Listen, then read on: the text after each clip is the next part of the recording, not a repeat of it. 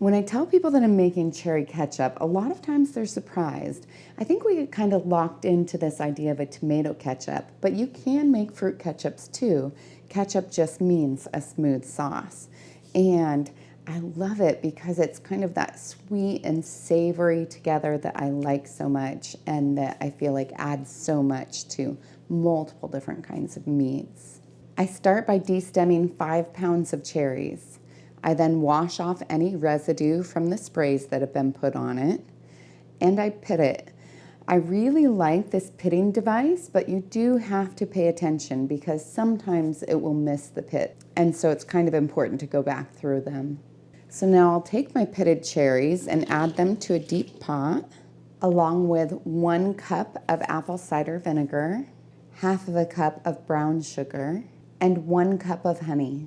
Now I'll bring this to a boil and then simmer it for 30 minutes. Now that the cherries are softened well, I'll add them to my blender. I'll start on low and work my way up to the highest setting because I want to blend this very smoothly. Now I'll add it back into my large pot, but now it's nice and smooth. Then I'll add 1 tablespoon of salt, 1 tablespoon of cinnamon, 1 tablespoon of minced garlic, 1 teaspoon of dry lemon peel, 1 teaspoon of ground ginger, half a teaspoon of ground cloves, and 1/4 of a teaspoon of chipotle pepper powder. This adds just a touch of spice to it, so you can always omit that if you don't prefer it. Then I'll place this back on the stove, simmer it until it's thick, which is usually anywhere from 30 to 45 minutes. Now it's lovely and thick and ready to go into my 1/2 pint jars. I'll fill them up to 1/2 of an inch of headspace, which is a space from the top of the food to the top of the jar.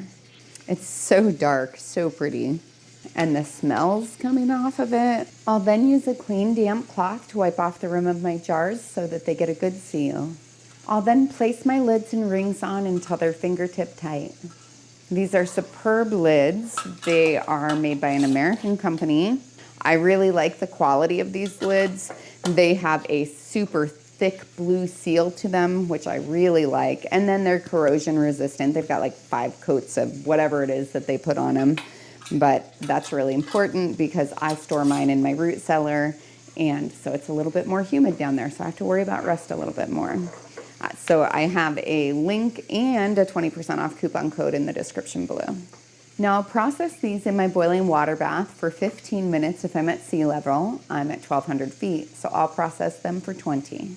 Now that the processing time is complete, I'll turn off the heat, remove the lid, and let it cool for 5 minutes. I'll then remove the jars from the canner and place them on a heat-resistant surface about 1 to 2 inches apart so that they can cool down quickly. I'll leave them there for 24 hours so that they can get a good seal. I know they have a good seal if the center of the lid is depressed down.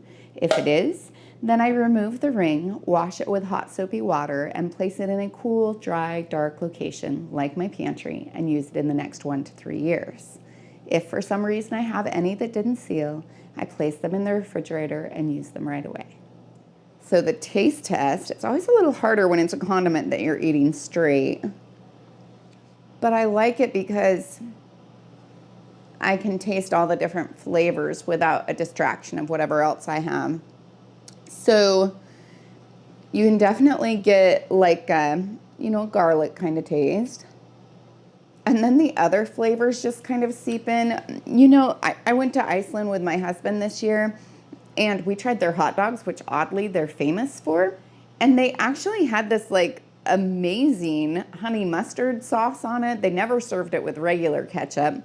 And then they had these little French fried onion things that they would eat on it too. And I think this would be really good on something like that. I mean, really, it's just a good condiment. You'll have to try it. I know it sounds weird, but it's actually good.